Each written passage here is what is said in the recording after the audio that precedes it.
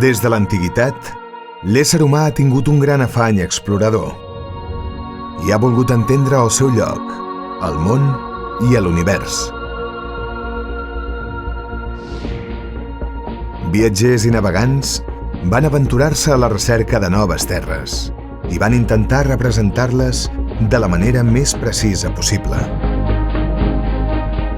Durant molt de temps, les eines que tenien a l'abast aquests primers exploradors només els van permetre representar la Terra de manera parcial i subjectiva.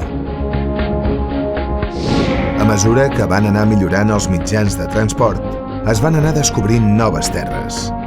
Avenços tècnics en instruments com la brúixola, el telescopi o el sextant van permetre representar els territoris amb més precisió.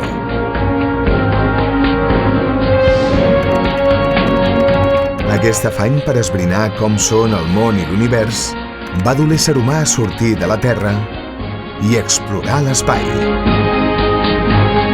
Des de l'espai es va aconseguir una nova perspectiva. Les darreres dècades, les innovacions en tecnologia espacial han permès que puguem observar la Terra des d'un satèl·lit i obtenir-ne així una representació molt més precisa. Una fotografia del nostre planeta, el planeta blau.